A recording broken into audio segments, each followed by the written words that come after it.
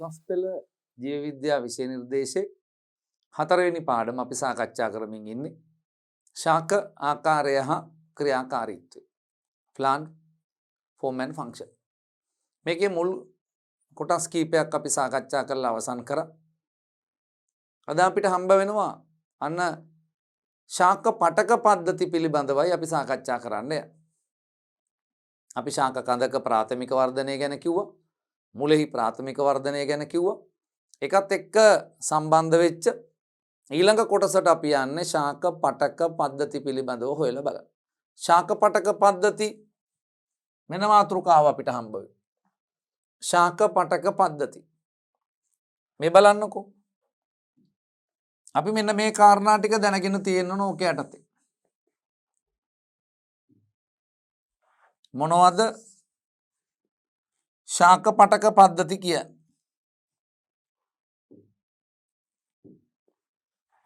ශාක පටක පද්ධති.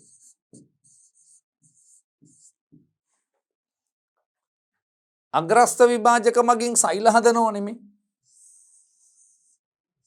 කඳ අග්‍රස්තයක් වෙන්න පුළුවන්. එහෙමත් නැත්නම් මුලාග්‍රස්තයක් වෙන්න පුළුවන්. ඒ කඳ අග්‍රස්තය හෝ මුලාග්‍රස්තය මගින් හදන මේ සෛල පැහැදිලි? මේ සෛල විවිධ වෙනස්කම් වලට ලක් වෙනවා. මේ සෛලවල මෙන්න බලන්න. බිත්තිය වෙනස් වෙනවා. මේ සෛලවල ප්ලාස්මය වෙනස් වෙනවා. සෛල ප්ලාස්මය වෙනස් වෙනවා. සෛලීය ඉන්ද්‍රියිකා වෙනස් වෙනවා.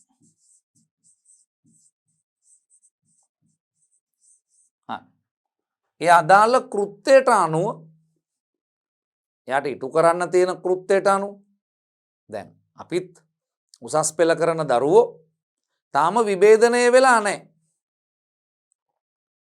ඒගොල්ලෝ උසස් පෙළ ජීව විද්‍යාව, භෞතික විද්‍යාව, රසායන විද්‍යාව ඉගෙන ගන්න. ඉගෙනගෙන ඉවර වෙලා උසස් පෙළ සමත් වෙලා ඒ තුනක් අරගෙන එහෙමත් නැත්නම් ඒ දෙකයි B එකක් අරගෙන වෛද්‍ය විද්‍යාලයට ගිහිල්ලා ඔබ ඉගෙන ගන්නවා වෛද්‍ය විද්‍යාව. ආන්න වැඩි. ඔබ වෛද්‍ය විද්‍යාලේ ගිහිල්ලා රසායන විද්‍යාව ඉගෙන ගන්නේ නැහැ නේ දරුවෝ. ඒතර ඔබ වෛද්‍ය විද්‍යාව පිළිබඳ ඉගෙන ගන්නවා. ඒකෙදි අර උසස් පෙළ පන්තියේදී ඉගෙනගත්ත සත්වාකාරය හා ක්‍රියාකාරීත්වයේ තිබුණු පද්ධති ටික ඔබ දියුණු ආකාරයට ඒ ඉගෙන ගත්තා වගේ 10 ගුණයකටත් එහා පැත්තේ ගුණයකින් ඔබ වෛද්‍ය විද්‍යාලයේදී ඉගෙන ගන්නවා අන හියුමන් බයොලොජි පිළිබඳව, මානව ජීව විද්‍යාව පිළිබඳව. වෛද්‍ය විද්‍යාලයේ අවුරුදු 5ක කාලය අවසන් කරලා ඔබ එළියට එනවා වෛද්‍යවරයෙක් විදිහට. එතකොට ඔබ විභේදනය වෙලයි තියෙන්නේ. යම් නිශ්චිත කාර්යයක් ඉටු කරා. දැන් ඔබ කරන්නේ මක් කරන එකද? ඔබ වෛද්‍යවරයෙක් විදිහට රෝගීන්ට ප්‍රතිකාර කරන ක්‍රියාවලිය තමයි කරන්නේ. ඒතර එහිදී ඔබේ වෙනස් වෙච්ච ඒවා මොනවද? ඔබේ ධාරිතාවය වැඩි වුණා වෛද්‍ය විද්‍යා ශාස්ත්‍රයට අදාළව. ඒකේ ප්‍රතිඵලය ඔබ රෝග පිළිබඳ, රෝග නිවාරණය පිළිබඳ, ඖෂධ පිළිබඳ මේ සියල්ල පිළිබඳ ඔබ හසල අවබෝධයක් ලබා ගත්තා. එතකොට අග්‍රස්ත විභාජකයක් මගින් හදන සෛලත් ඒ සෛලවල කෘත්‍යයට අනුව සෛල බිත්තියේ වෙනස්කම් කරගන්නවා. සෛල ප්ලාස්මයේ වෙනස්කම් කරගන්නවා. ඉන්ද්‍රියිකාවල වෙනස්කම් කරගන්නවා. හදන්න ඕන ප්‍රභා සංශ්ලේෂණය කරන පටකයක් නම් මොකද දරුවෝ වැඩියෙන් තියෙන්න ඕන ඉන්ද්‍රියිකාව? හරිතලව. පැහැදිලි? එහෙනම් හරිතලව වැඩියෙන් තියෙනවා අන්න. එහෙනම් මේ ශාක පටක පද්ධතිය අපි හදද්දී සෛලවල වෙනස්කම් සිද්ධ වෙන ප්‍රධාන ශේස්ත්‍ර තුනක් තමයි සෛල බිත්තිය, සෛල ප්ලාස්මය, ඉන්ද්‍රියිකා. එහෙම වෙනස් කරගෙන අපි හදාගත්ත ශාක පටක පද්ධති වර්ග තුනක් අපිට හම්බ වෙනවා. එකක් තමයි චර්මීය පටක පද්ධති. එකක් අපි කියනවා චර්මීය පටක පද්ධති. දෙක අපිට හම්බ වෙන සනාල පටක පද්ධති.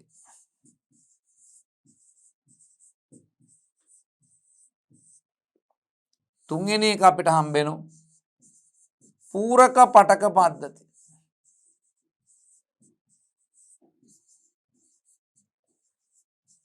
අන්න බෑ.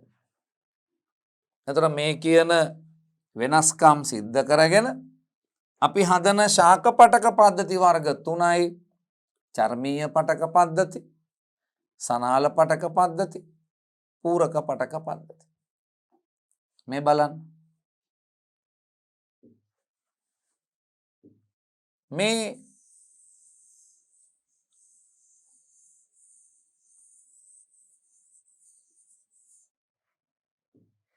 චර්මීය පටක පද්ධති තමයි අපිට හම්බ වෙන අපි චර්ම.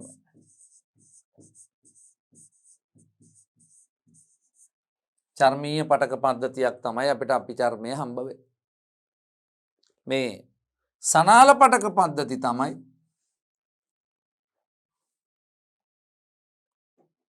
සෛලම ෆ්ලෝයම. සනාල පටක පද්ධති තමයි අපි කියන මොනවාද? සෛලම ෆ්ලෝයම ඇතුළත් පද්ධතිය තමයි අපි කියන්නේ මොකක් කියලාද? සනාල පටක පද්ධති. මේ පූරක පටක පද්ධති. පූරකය පිරවීම සිද්ධ කරන්නේ මේ පූරක පටක පද්ධතිය මගින්. පූරක පටක පද්ධති. එතකොට ශාක පටක පද්ධති, චර්මීය පටක පද්ධති, පූරක පටක පද්ධති, සනාල පටක පද්ධති. චර්මීය පටක පද්ධති මගින් අපි චර්මය හදනවා. සනාල පටක පද්ධති මගින් සනාල කලාප හදනවා. පූරක පටක පද්ධති මගින් පූරකය හදනවා. ඔන්න එහෙනම් කියනවා සනාල පටක පද්ධති මගින් හදනවා සනාල පටක හදනවා. මේ අපි චර්මය හැදුවා. පූරක පටක පද්ධති මගින් පූරකය හදනවා. මොකද හදන්නේ? පූරකය හදනවා. මේ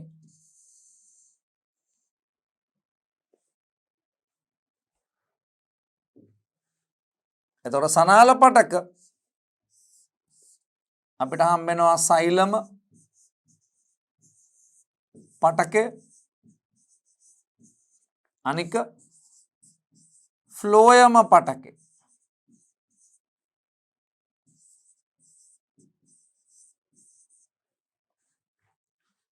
මේ පූරක පටක පද්ධති මගින් හදන පූරකය විභේදනය වෙනවා ප්‍රධාන පටක දෙකක් බවට. ඒ තමයි එකක් බාහිකය, අනිත් එක මජ්ජාව. බාහිකය හා මජ්ජාව. මේකෙන් කෙටි සටහනක් හදන්න පුළුවන්. මේ ශාක පටක පද්ධති කෙටි සටහනක් ලියන්න. එතකොට අපි කියනවා අන්න ශාක පටක පද්ධති නිර්මාණය වීමේදී අර වෙනස්කම් වුණා. මොකේද? සෛල බිත්තියේ වෙනස්කම් වුණා. සෛල ප්ලාස්මයේ වෙනස්කම් වුණා. ඉන්ද්‍රිකාවල වෙනස්කම් වුණා. එතකොට ජලය පරිවහනය කරන සෛලමය බටයක් වෙන්න එපා දරුවෝ. ඉතින් ඒක බටයක් විදිහට වෙනස් වෙලා තියෙනවා. එතකොට අපිට හම්බෙන ශාක පටක පද්ධති වර්ග 3යි. චර්මීය පටක පද්ධති, සනාල පටක පද්ධති, පූරක පටක පද්ධති. එතකොට මේ හැම එකටම ලකුණු හම්බෙන්නේ. චර්මීය පටක පද්ධතියක් ලෙස අපි චර්මය හඳුන්වන්න පුළුවන්. එතකොට අපි චර්මයේ අපිට හම්බ වෙන විශේෂ ව්‍යුව ටිකක් තියෙනවා. එකක් තමයි පූටිකා තියෙනවා. පැහැදිලි? පූටිකා තියෙනවා. අපි චර්මීය රෝම දකින්න පුළුවන් වෙනවා. ඊට අමතරව මේකේ ට්‍රිකෝම තියෙනවා. ට්‍රිකෝම තියෙනවා. එතකොට සනාල පටක පද්ධති මගින් සනාල පටක හදනවා කවුරු කියනද? සෛලම හා ෆ්ලෝයම කියන සනාල පටක හදනවා දකින්න පුළුවන්. මේ පූරක පටක පද්ධති මගින් පූරකය හදනවා. පූරකය කියන විදිහට පුරවනවා කියන කිස් අවකාශ පිරවීම. බාහිකය අරන් බැලුවොත් අවකාශයක් නේ අන්න පිරයිලා තියෙන්නේ. පැහැදිලි? මජ්ජාව එහෙම එකක්. එතකොට ඕක ඔතනින් අතර වෙන්නේ නැතුව තව ටිකක් ඕක ඉස්සරහට අරන් ගිය හැකි. මේ පූරක පටක පද්ධති අන්න ප්‍රධාන වර්ග තුනක් අපිට හම්බ වෙනවා. එකක් තමයි මෘදු උස්තර පටක. මෘදු උස්තර පටක. දෙක ස්ථූල කෝණාස්තර පටක. ස්ථූල කෝණාස්තර පටක. අනික අපිට හම්බ වෙනවා කවුරු කියලාද? දෘඩස්තර පටක. දෘඩස්තර පටක. අන්න පැහැදිලිද? ඔන්න ශාක පටක පද්ධති පිළිබඳ ඔබට මම කෙටි සටහනක් හදලා දුන්නා. අන්න ඔබට දීලා තියෙන පුංචි කෙටි සටහනක් මේ තියෙන. අන්න මේක හොඳටම ප්‍රමාණවත්. ඔබට ශාක පටක පද්ධති පිළිබඳ විභාගයට දෙන ප්‍රශ්නයකට උත්තර ලියන්න. පැහැදිලි? එහෙනම් අපි හොයලා බලමු. අපිචර්මය ගැන හොයමු අපි. කොයි වගේද අපිචර්මය? අපිචර්මය කොයි වගේද? එතන අපිචර්මයේ තියෙන පූටිකා, අපිචර්මීය රෝම, ත්‍රිකෝම මේවා කොයි වගේද? ඊට අමතරව සනාල පටක පද්ධති වලින් සෛලම පටකය ගැන හොයලා බලමු. ෆ්ලෝයම පටකය ගැන හොයලා බලමු. පූරක පටක දෙකක් අපිට හම්බ වෙනවා, බාහිකය හා මජ්ජාව. එතකොට ඔන්න ඔය බාහිකය හා මජ්ජාව හැදිලා තියෙන මෘදු උස්තර පටක කොයි වගේද? ස්ථූල කෝණාස්තර පටක කොයි වගේද? දෘඩස්තර පටක කොයි වගේද කියලා හොයලා එතනින් අන්න අපිට ඉගෙන ගන්න තියෙන ශාක පටක පද්ධති පිළිබඳ විස්තරය අවසන් වෙනවා. එහෙනම් ටිකෙන් ටික අරගෙන අන්න සවිස්තරාත්මකව අපි හොයාගෙන යමු ශාක පටක පද්ධති කොයි වගේද කියලා.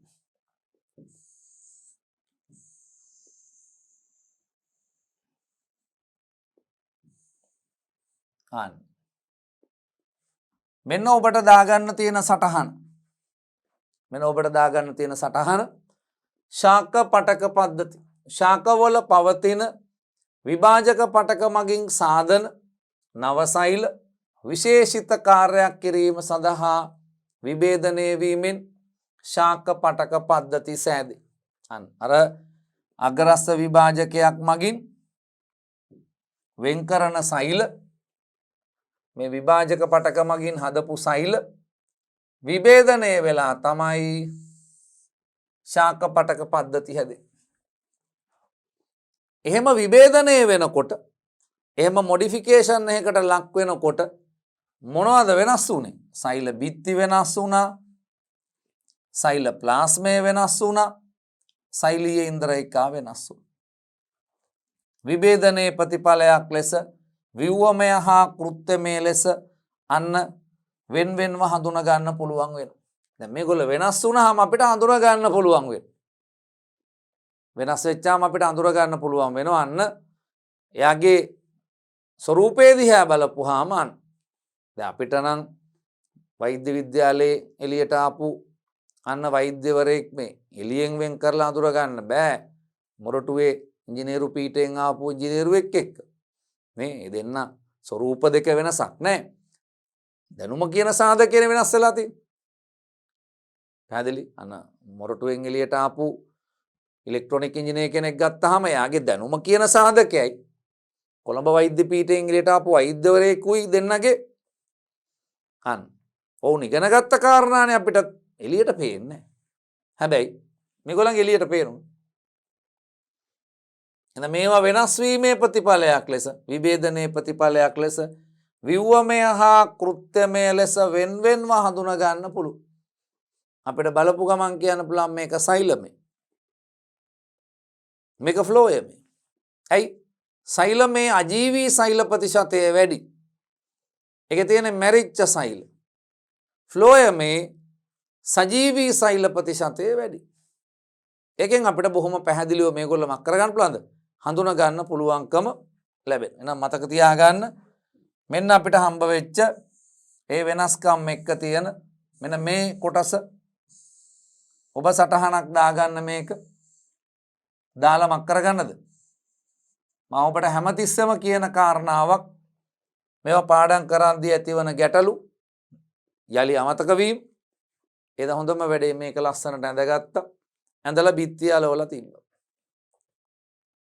ජීව විද්‍යාව හදාරන දරුවෙක්ගේ පාඩම් කරන මේසේ අන්න මෙවැනි සටහන් වලින් සම්පූර්ණ වෙලා තියෙනවා නම් ඔහුට ආයාසයක් දරන්න ඕනේ නැහැ මේවා මතක තියාගන්න. ඔහු පාඩම් කරන මේසේ ඉඳගත්ත ගමන් ඔහුට පේන්නේ ওই කියන ඒවා ටික. අපි නම් අපේ ඉස්කෝලේ පන්ති කාමරේ එහෙම සකස් කරගෙන තිබුණා. එහෙනම් අඩුම ගානේ අපිට සමහරලාට ටර්ම් ටෙස්ට් එක පවා අන්න තියන්න බෑ පන්ති කාමරේ. ටෙස්ට් එක තියන්න බෑ පන්තියේ. ටෙස්ට් එකේ බිත්ති පුරාම තියෙන මොනවද?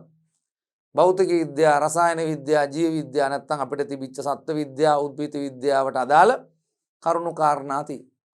එහෙනම් අපි ඔය ටෙස්ට් එකේදී වෙන පන්තියකට එක්කගෙන යනවා. පැහැදිලි. එහෙනම් ඔබටත් පුළුවන් මේව මතක තියාගන්න. එහෙම ටිකක් ලේසි ක්‍රම පාවිච්චි කරන්න පුළුවන්. අමතක වෙනවා කියලා කියන්නේ නැතු. යන ඊළඟ කොටසට පැහැදිලි. ශාක පටක පද්ධති වර්ග. ශාක පටක පද්ධති වර්ග 3ක් ගැන මම කිව්වා. චර්මීය පටක පද්ධති,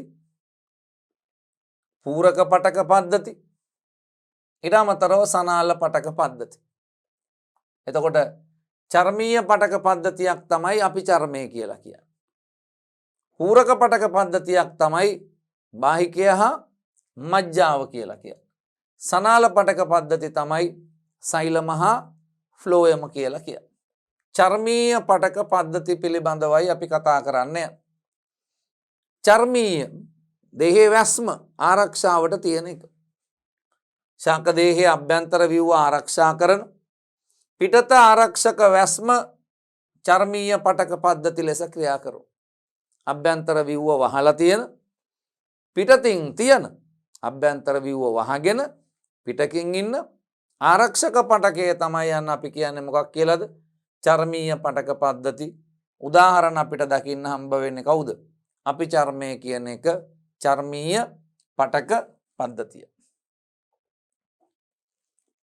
බලන්න අපි චර්මය කොහෙද අපි චර්ම තියෙන්නේ? කඳේ තියෙනු, මුලේ තියෙනු, පත්‍රවල අපි චර්මයක් දකින්න පුළුවන් වෙයි. එතකොට ඔය කියන ඉන්ද්‍රියන් තුනේ කඳ, මුල, පත්‍ර කියන ඉන්ද්‍රියන් තුනේ ආරක්ෂාව සඳහා තමයි අපි චර්මයේ පිහිටලා තියෙන්නේ. ඉතින් ආරක්ෂාවට තියනවා නම් මේවා බොහොම තදින් නැහිරිච්ච සෛල වෙන්න ඕන. මේවා අතර අවකාශ තියෙන්න බෑ. ඒ වලින් සුද්ධ ජීවීන්ට එහෙම යන්න පුළුවන්. ද්‍රව්‍ය කාන්දු වෙන්න එපා. එහෙනම් මොකද වෙන්නේ මේවා?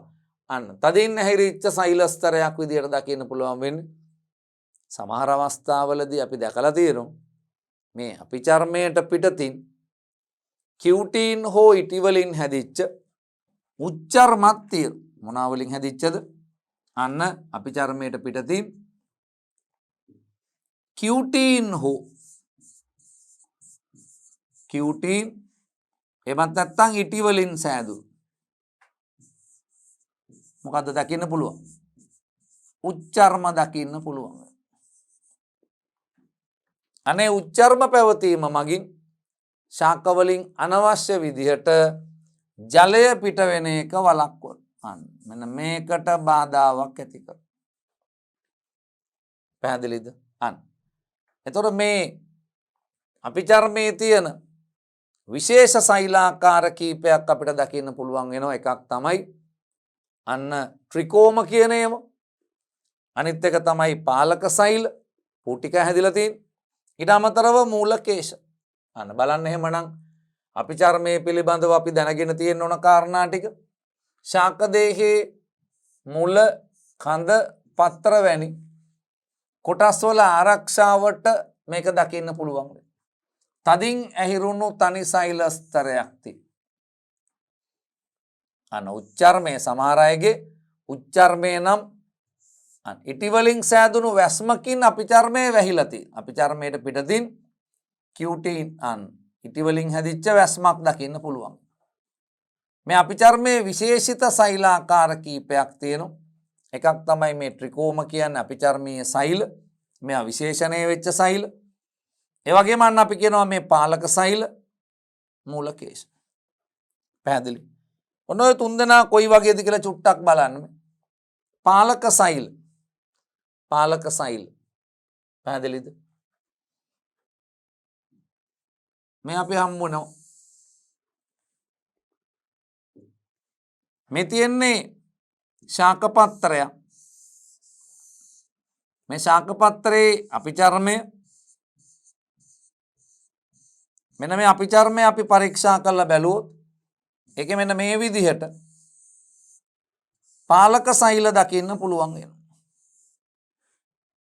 මේ තියෙන්නේ පාලක සෛල. පාලක සෛල. ඔය පාලක සෛල වටේට තියෙනවා ආධාරක සෛලම.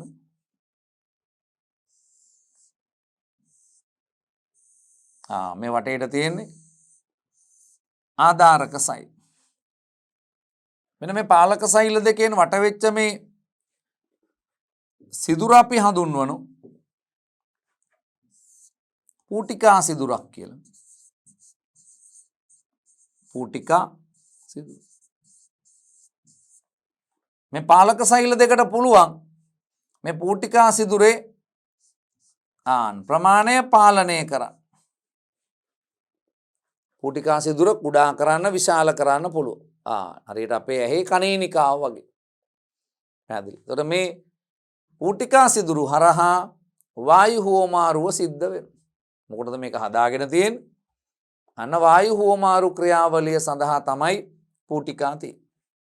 එතකොට පූටිකා වායු හුවමාරුවට සකස් කරපුවාම ඒ හරහා ජලය පිට වෙන්නත් පුළුවන්. වායු හුවමාරු කරගන්න කියලා පූටිකා අරපුවාම ඒ හරහා ජලය පිට වෙනවා. එතකොට අපි ඒකට කියනවා පූටිකාමය උත්ස්වේදනය කියලා කියනවා. ඒක අපි කියනවා පූටිකාමය උත්ස්වේදනය කියලාත් කියනවා. එතකොට ඔය අපි කතා කරේ පාලක සෛල පිළිබඳ. මේ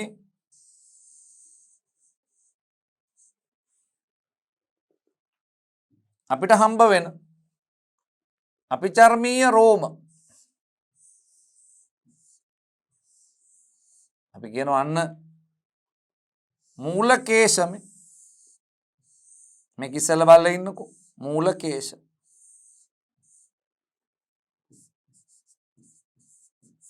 මූලකේශ.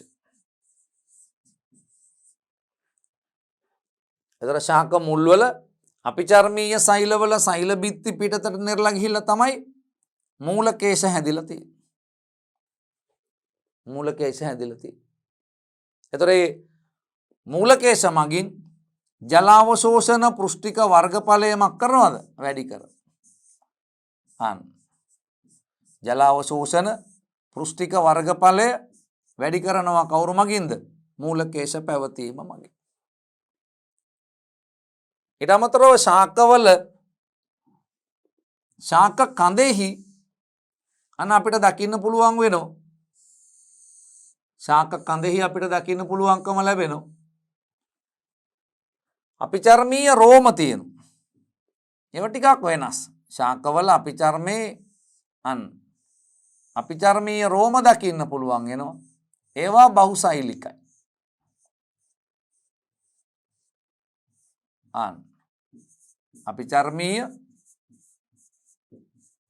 අපිචර්මීය රෝම. ඒතර ඔය දෙන්නගේ වෙනස මතක තියාගන්න. මූලකේශ ඒකසෛලිකයි.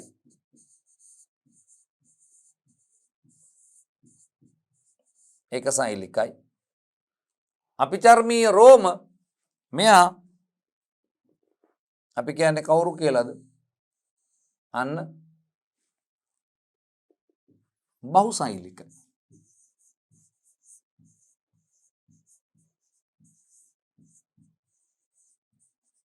බහුසෛලික අපිචර්මීය රෝම තියෙනවා. ඒතර මේ පාලක සෛල, මේ අපිට හම්බ වෙන මූලකේශ, මේ අපිචර්මීය රෝම ඒවා බහුසෛලිකය. ඊට අමතරව සමහර ශාකවල අපිචර්මේ ට්‍රිකෝම දකින්න පුළුවන් වෙනවා. ඒ මොනවාද? ට්‍රිකෝම දකින්න පුළුවන් වෙනවා. පැහැදිලි? අන්න මේ ට්‍රිකෝම කියලා කියන්නේ මේකේ ග්‍රන්ථික සෛලක් තියෙනවා. ඊට අමතරව කේශර. මේ අපිචර්මීය කේශර සහිත ග්‍රන්ථික සෛල දරන ව්‍යුව තමයි යන්න අපි කියන්නේ මොනවා කියලාද? මේ ට්‍රිකෝම කියලා කියන්නේ. එතකොට මේ ග්‍රන්ථික සෛල වලට පුළුවන් විවිධ රසායනික ද්‍රව්‍ය නිපදවන්න පුළුවන්. ඒතර අපි ට්‍රිකෝමයක් අපිට මෙහෙම ඇඳලා පෙන්වන්න පුළුවන් ඕක. මේකේ මේ තියෙන්නේ අන්න සෛල. මේ සෛල වලින් මෙන්න මේ විදියට පොඩි රෝම දකින්න පුළුවන් වෙනවා මේ සෛලවල.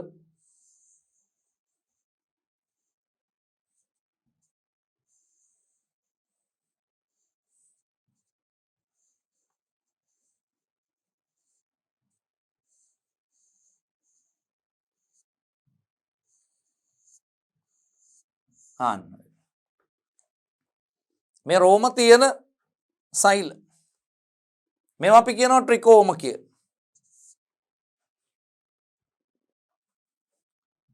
මේ රෝම.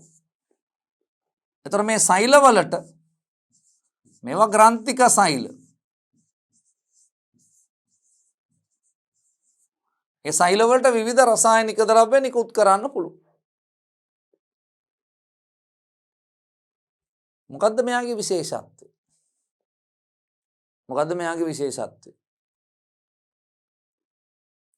ඔබ යාල ගිහින් තියෙනවනම් එහෙමත් නැත්නම් උඩවලව ගිහින් තියෙනවනම් අලි බලන්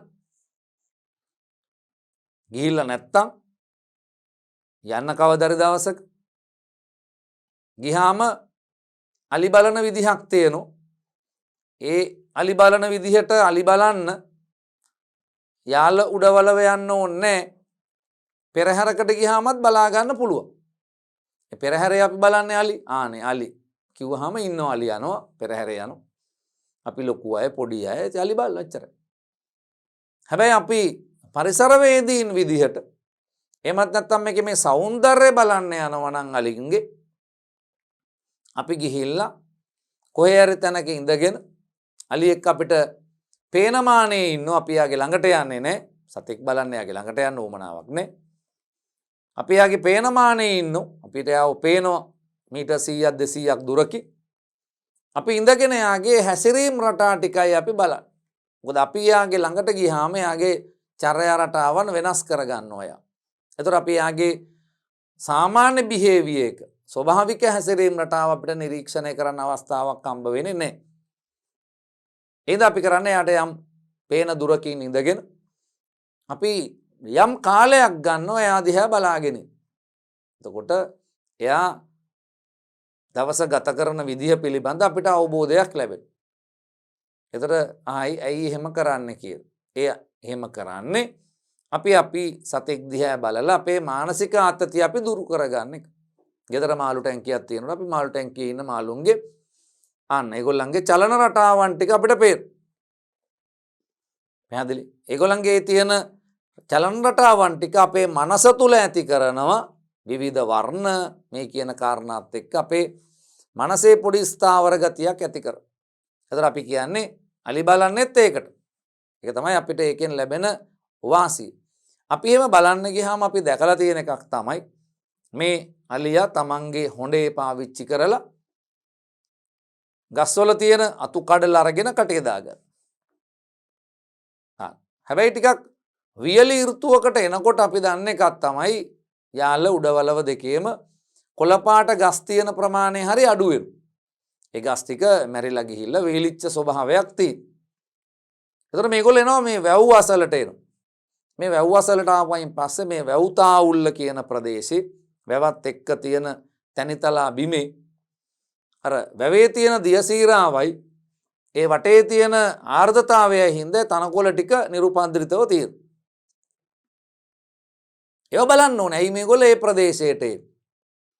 එතකොට අන්න ඒ ජල වාෂ්ප ප්‍රමාණය ආර්ද්‍රතාවයේ වැඩි තෙතමන ගතියක් තියෙනද ඒ පරිසරයේ තියෙන තෘණ ටික හොඳින් වර්ධනය වෙලා තියෙනවා.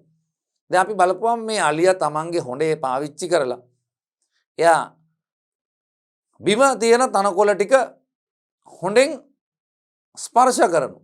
ස්පර්ශ කරලා අන්න හොඬෙන් ගන්නවා එයා තොරතුරු ටික මේ තනකොළවල ස්වභාවය කොයි වගේද කියලා. ඒක පොඩක් රීඩ් කරලා බලන්න. හොඬෙන් අන්න ඉවල්ලලා බලනු.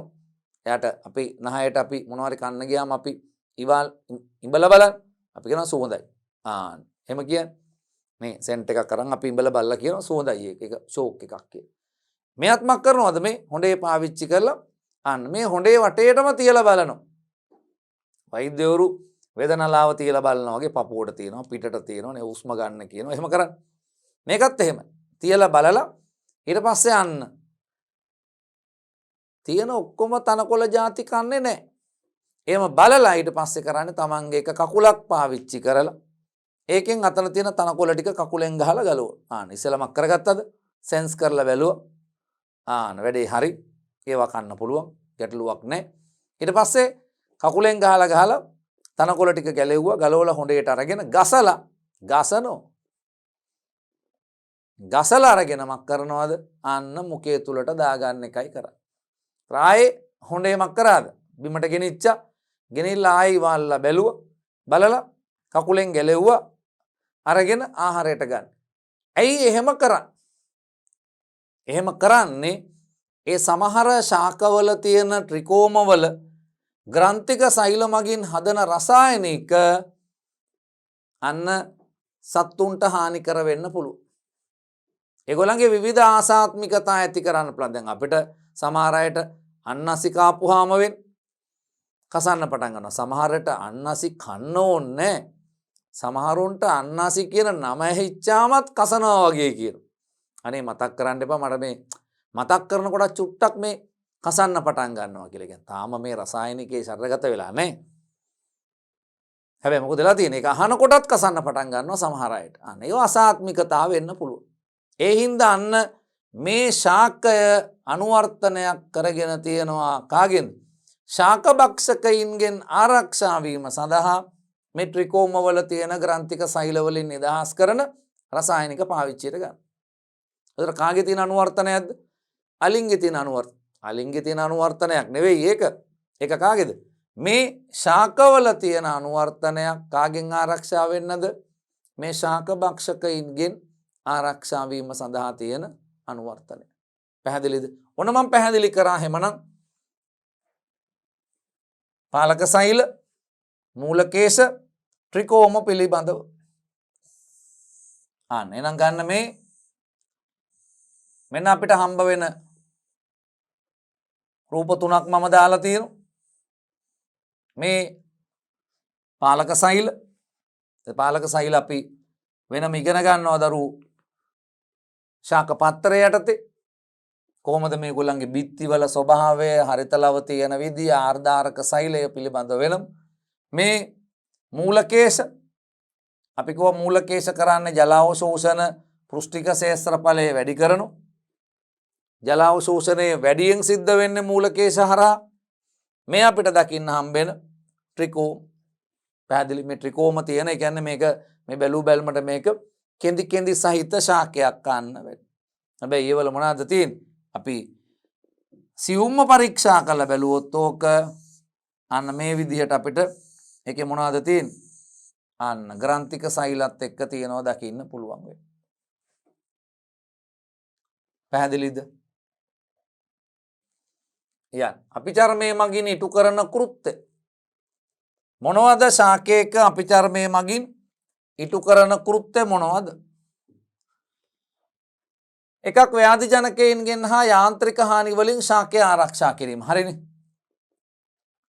යාන්ත්‍රික හානි වලින් ආරක්ෂා කරනවා. ඒ වගේම ව්‍යාධි ජනකයෝ අන්න සුද්‍ර ජීවීන් ඇතුළු වෙන එක වළක්වනවා. එහෙනම් එකක් අපි කියනවා ව්‍යාධි ජනකයින්ගෙන් හා යාන්ත්‍රික හානි වලින් ආරක්ෂා කරනවා. ඒ වගේම අපි කව සමහර අයගේ උච්චර්ම තියෙනවා. ඒ මගින් උත්සේදනයෙන් පිටවන ජල පරිමාව සීමා කරලා ශාකයේ විජලනයෙන් ආරක්ෂා කරනවා.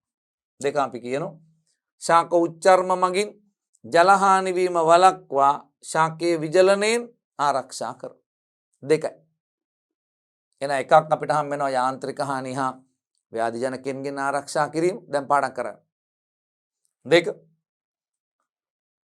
අපිට හම් වෙන උච්චර්මය මගින් ජල හානිය වැළැක්වීම. මූලකේශ මගින් ජලය හා khනිජ අවශෝෂණය සිදු කරයි. මූලකේශ මගින් මොකද කරන්නේ? අන්න අපි කියනවා මොකක් කියලාද? මූලකේශ මගින් ජලය හා khනිජ අවශෝෂණය සිදු කරන. මූලකේශ මගින් ජලය හා khනිජ අවශෝෂණය සිදු කරනවා. පාලක සෛල මතකද?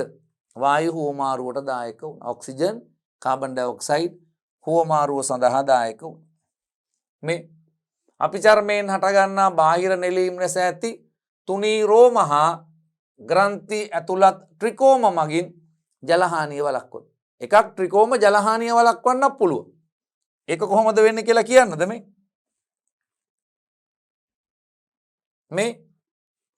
දැන් මේ විදියට රෝම තියෙනකොට රෝම අතර වාතය රැඳෙනවා. රෝම අතර අන්න වාතය රැඳෙනවා. ඒත් එක්ක ජල වාෂ්ප මොකද වෙන්නේ මේ අතර? අන්න ඒ අතර ජල වාෂ්ප හිටින්න ගන්න. මේ රෝම හින්දා ජල වාෂ්ප තියෙන්න පටන් ගන්නවා.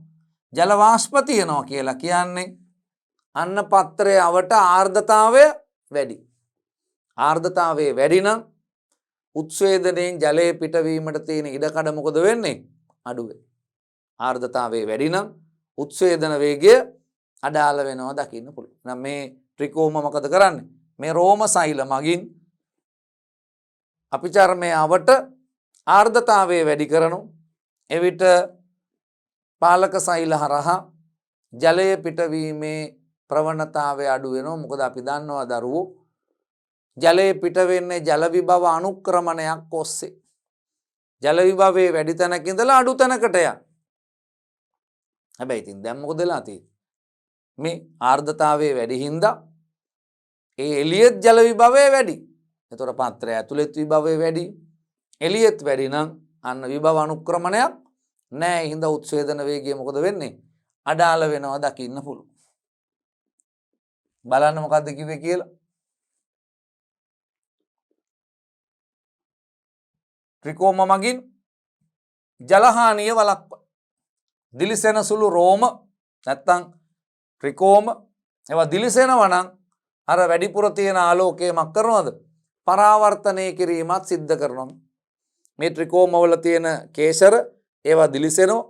ආලෝකය වැඩිච්චාම මේක පරාවර්තනය කරලා වැඩි ආලෝකයක් මගින් පටකවලට වෙන්න පුළුවන් හානිය වළක්වන.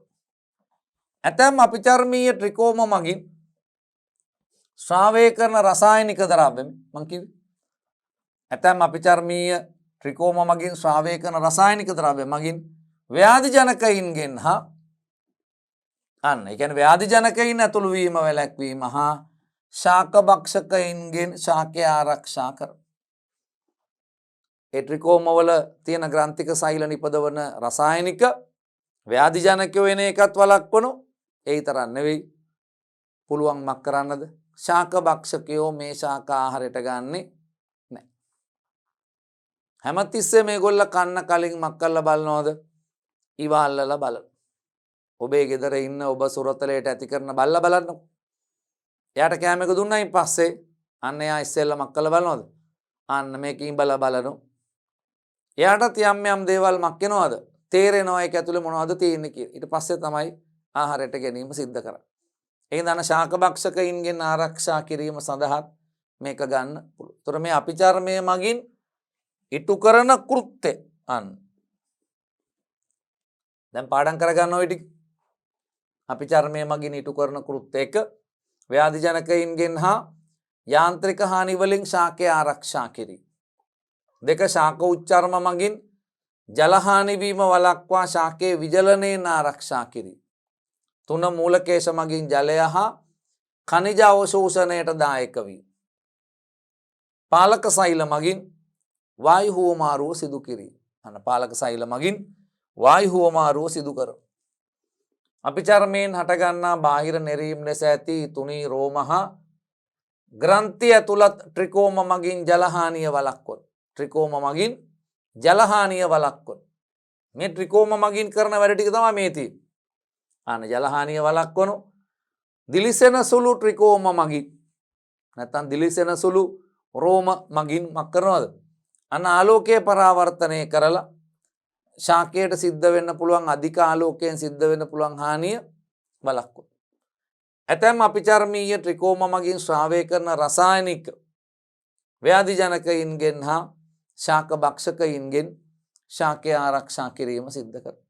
එතකොට ඔකේ ට්‍රිකෝම වල වැදගත්කම් අන්න 1යි 2යි 3යි.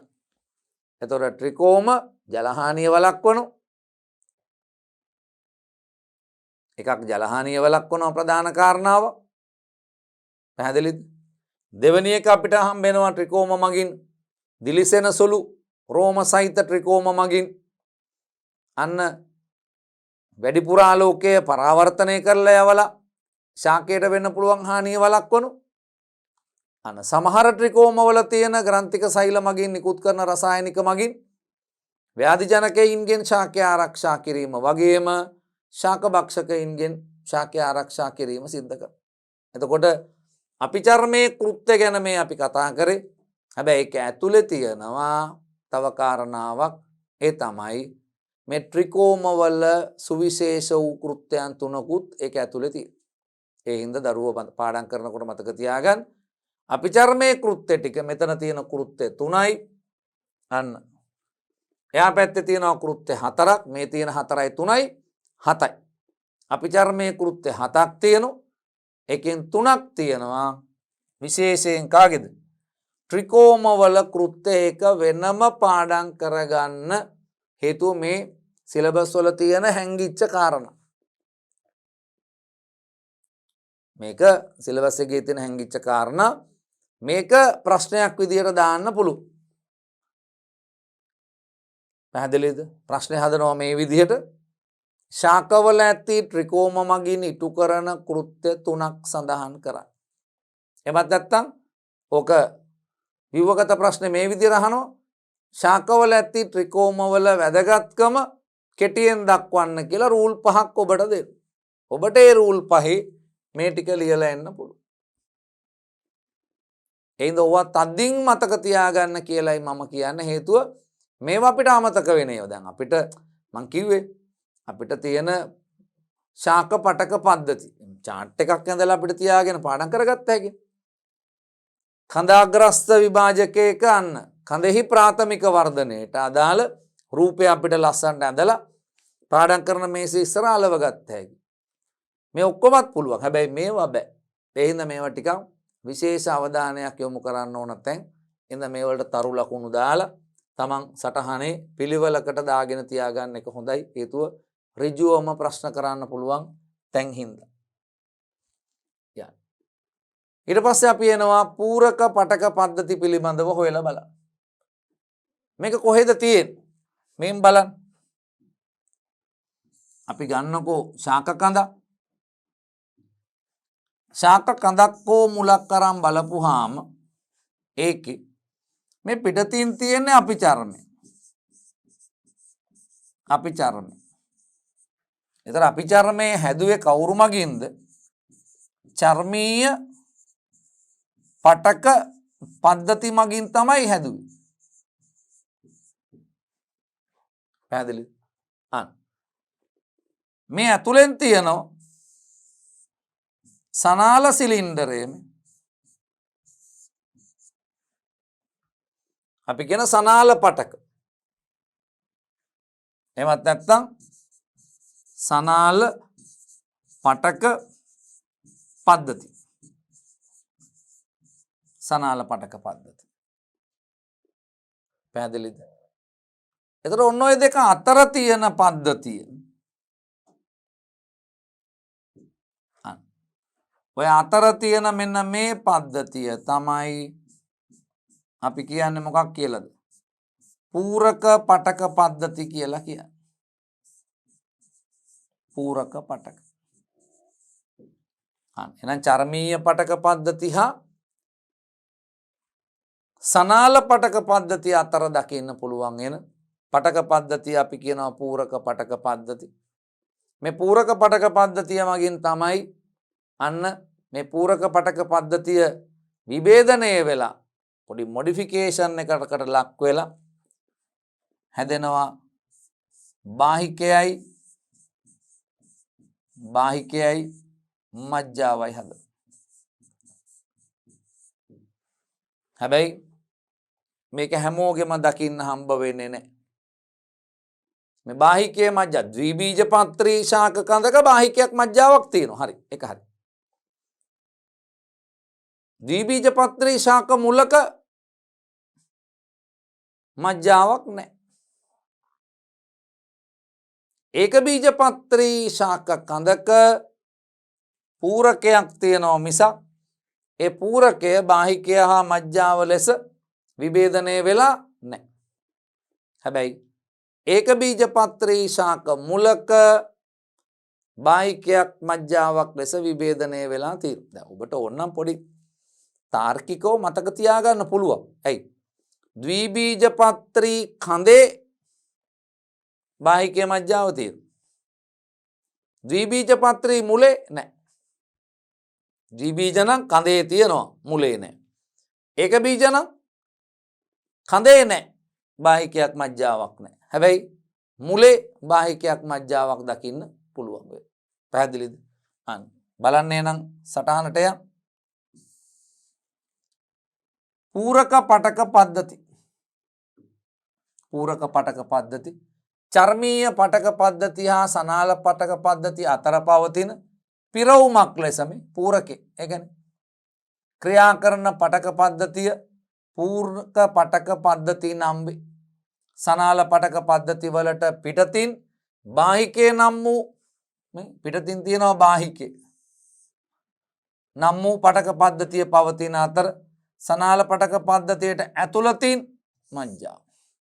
සනාල පටක පද්ධතියට පිටතින් මේ බාහිකයේ තියෙන සමහර අයගේ ඇතුළෙන් මොකද තියෙන්නේ? අන්න මජ්ජාවක් දකින්න පුළුවන්. පැහැදිලිද? පූරක පටක පද්ධතියේ කෘත්‍ය අර අපිට හම්බ වෙච්ච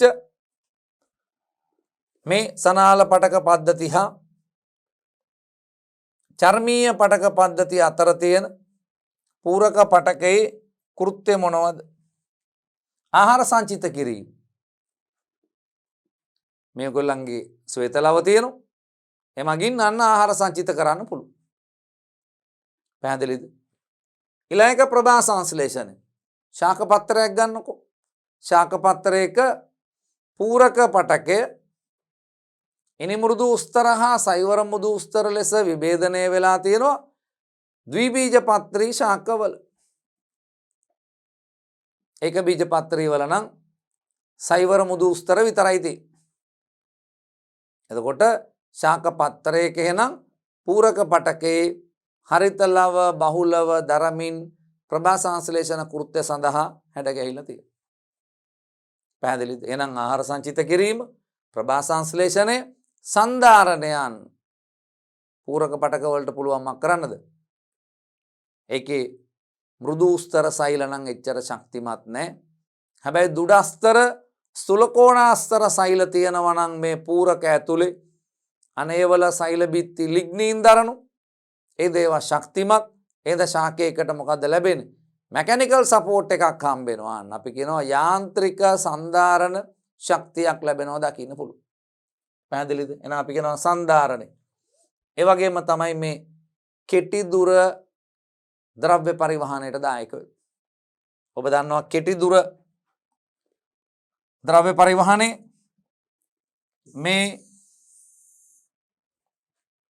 ශාක මුල, මේ ශාක මුලේ අපි දල සටහනක් ඇඳගමු. මේ සෛලම පටකේ, මේක තමයි ජලය අරන් යන පටකේ.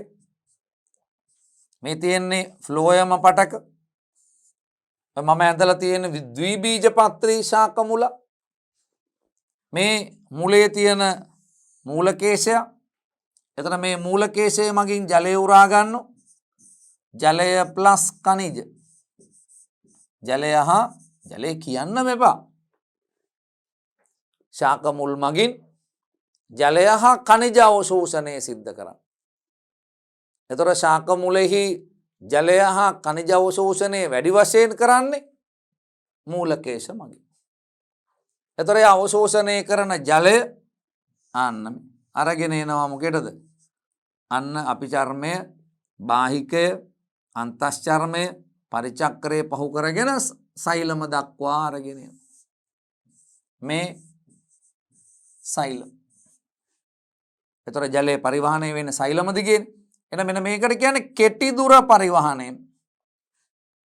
මේ කෙටි දුර පරිවහනය උකට තමයි අපි ලස්සන වචනයක් පාවිච්චි කරනවා මේ. මේක ඉඳලා මේකට එන එක. මේකේ ඉඳලා මෙහෙට එන එක. මේක ඉඳලා මෙහෙට එන එක. එතකොට මේ වෘත්තයක කේන්ද්‍රයේ පරිධිය යා කරන රේඛාව අරය. එතකොට මේ මූලකේශ මේ මූලකේශ ඒ මූලකේශ වලින් අවශෝෂණය කරන ජලය මුලේ සෛලම දක්වා අරන් එන එක අරයන් ඔස්සේ ගේ. එතකොට සර් මෙතනිනුයි විතරද ගේන්නේ? අනේ නෑ. මූලකේශ 10 ගාණක් වටේට තියෙනවා. ඒ හැම එකෙන්ම අරගෙන එනවා. අන්න. එහෙනම් මේකට නමක් කියනවා අපි මොකක් කියලාද? මේ අරයන් ඔස්සේ එන හින්දා අපි ඔකට කියනවා අරීය ජල පරිවහන. අරීය ජල පරිවහන. අන්න රේඩියල් ට්‍රාන්ස්පෝර්ට් කියලා කියන්නේ ඔකට තමයි. අරීය ජල පරිවහන. මේක අපෝප්ලාස්ටීය මාර්ග ක්‍රමයේ ඔස්සේ වෙන්න පුළුවන්. සිම්ප්ලාස්ටීය මාර්ග ක්‍රමයේ ඔස්සේ එන්න පුළුවන්. අන්තර්පටල මාර්ග ක්‍රමයේ ඔස්සේ එන්න පුළුවන්. පැහැදිලි? අපෝප්ලාස්ටීය වෙන්න පුළුවන්. සිම්ප්ලාස්ටීය වෙන්න පුළුවන්. අන්තර්පටල මාර්ග ක්‍රමයේ ඔස්සේ සිද්ධ වෙන්න පුළුවන්. අපෝප්ලාස්ටික් පාත්වේ, සිම්ප්ලාස්ටික් පාත්වේ, ඉන්ටර්මෙම්බ්‍රේන් පාත්වේ. පැහැදිලි? මේ කියන පාත්වේස් 3 පාවිච්චි කරලා නැත්නම් මාර්ග ක්‍රම 3 පාවිච්චි කරලා එන්න පුළුවන්. ඒකට අපි කියනවා අරීය ජල පරිවහනය කියලා. එමත් නැත්නම් කෙටි දුර පරිවහන. දැන් මුලේ සෛලම වලට ජලය ගෙනාවයින් පස්සේ ජලයේ කනිජ මුලේ සෛලම දිගේ කඳ සෛලමයට ඇවිල්ලා කඳ සෛලමේ දිගේ පත්‍ර දක්වා ඉහළට යන එක අපි කියන්නේ ඒවා දිගු දුර පරිවහනය. මූලකේශ වලින් මුලේ සෛලමයට එන එක කෙටි දුර පරිවහන. මුලේ සෛලම වලට ආපුවා මුල සෛලමයි කඳ සෛලමයි දරුවෝ එකට සම්බන්ධයි. හරියට අපි පාවිච්චි කරන්නේ මේ නාගරික ජල සැපයුම නම් පාවිච්චි කරන්නේ නගරය පුරා බෙදා හරින නල පද්ධතියෙන් අපේ ගෙදරට වතුර අරන් තියෙනවා. ඒතර අපේ ටැප් එකක් කරපුවාම එකෙන් වතුර මේ එන්නේ කොහේවද? අර ප්‍රධාන නල පද්ධතිය තියෙනතොට එහා ගෙදරට යන්නේ ඒවමයි.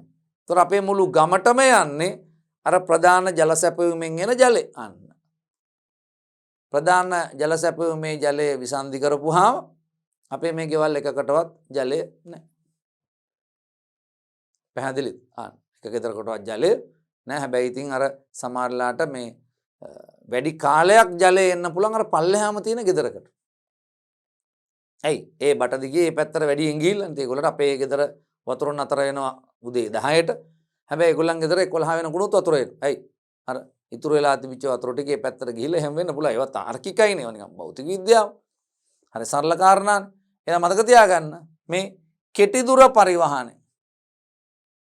මේ අරයන් ඔස්සේ එන එක. හැබැයි ශාක මුලයි මං කිව්වේ. අපේ ගෙවල් වල තියෙන නල පද්ධති ඔක්කොම ඉන්ටර්කනෙක්ටඩ් නේ. මේ ඔක්කොම එකට සම්බන්ධයි. මුලේ ඔක්කොම හැම මුලකම සෛලම ටික කඳ සෛලමේත් එක්ක සම්බන්ධයි. ඒතකොට මුල් තියනවා 10 ගාන. මේවල මේ බේසික් කන්සෙප්ට් තේරුම් ගන්න. මූලික සංකල්ප තේරුම් ගන්න. මුල් 10 ගානක් තියෙනවා ගහක.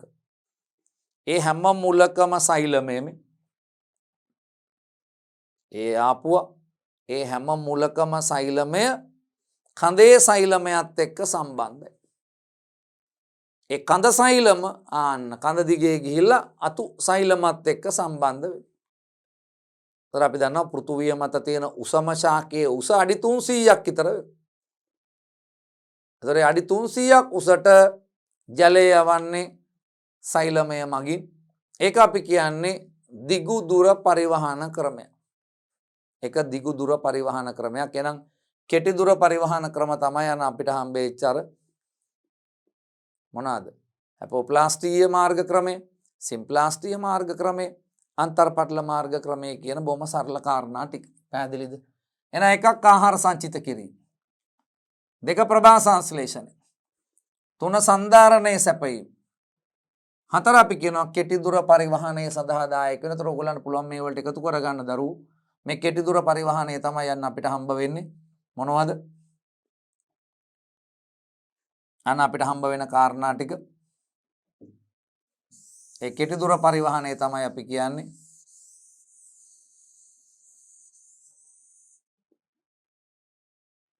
උදාහරණ අරීය ජල පරිවහන. අරීය ජල පරිවහනය. අරීය ජල පරිවහනය අපිට හම්බ වෙන ආකාර තුනක්. ඒ තමයි අපි කියන්නේ අපෝප්ලාස්ටීය මාර්ග ක්‍රමය, සිම්ප්ලාස්ටීය මාර්ග ක්‍රමය, අන්තර්පටල මාර්ග ක්‍රම. අන්න අරීය ජල පරිවහනය. අරීය ජල පරිවහන ආකාර තුනක් අපිට හම්බ වෙනවා.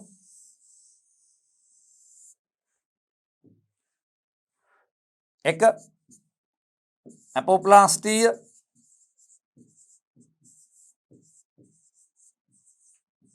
මාර්ග ක්‍රමය, දෙක සිම්ප්ලාස්ටීය